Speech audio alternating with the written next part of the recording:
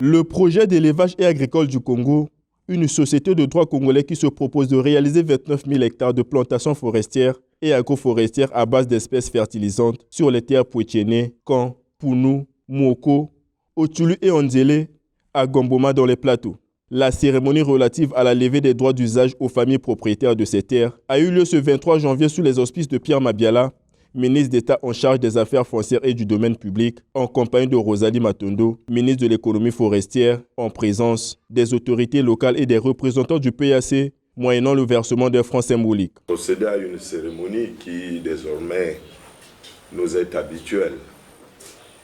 Il s'agit d'une cérémonie de levée des droits d'usage destinés aux populations qui usent des terres de l'État qu'on appelle des réserves foncières. Foncières de l'État, réserves foncières de l'État. Ceci parce que il y a un projet important et qui rentre dans un grand programme dit d'afforestation et de reboisement. Aujourd'hui, le gouvernement de la République a accueilli une société de droit privé congolais qu'on appelle Société PAC, qui a sollicité d'occuper un espace de terre de 29 116 hectares précisément. Justement pour s'inscrire dans le cadre du développement de ce projet. Planting d'arbres, notamment des acacias, et bien entendu,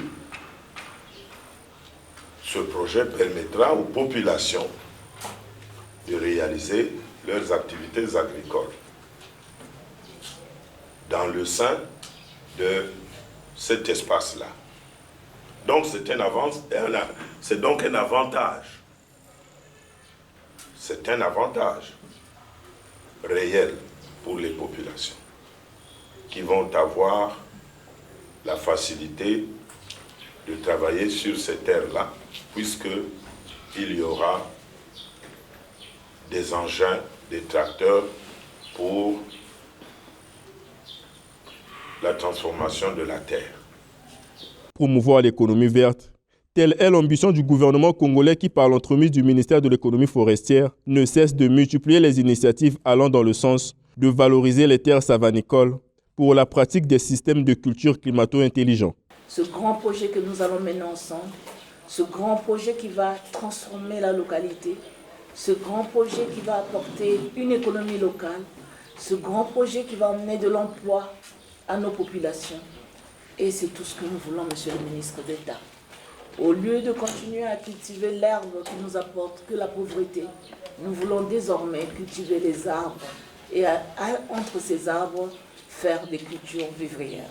C'est l'objet de cette réunion aujourd'hui. Nous voulons vous dire bravo pour cet engagement que vous avez tous pris. Je parle ici des populations propriétaires des terres, pour la levée de ce droit d'usage.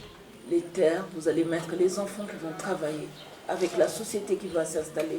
Je voudrais également vous prier d'accompagner cette société. Un projet dont les objectifs intègrent les attentes des populations ainsi que celles des autorités locales, lesquelles ont été sensibilisées sur ces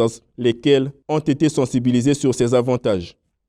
Je manquerai un devoir, celui de remercier Monsieur le Président de la République, chef de l'État, Denis Sassou Nguesso, pour avoir permis la réalisation de cette activité profitable à nos populations terriennes. Enfin, je m'en vais dire mes félicitations au gouvernement de la République pour avoir libéré les moyens financiers susceptibles à la tenue du franc symbolique aux familles terriennes. Dans la foulée, le gouvernement a offert des kits alimentaires aux populations de ces villages. Le projet d'élevage et agricole du Congo intègre en grande partie la décennie de la forestation prônée par le président de la République, Denis Sassou Nguesso.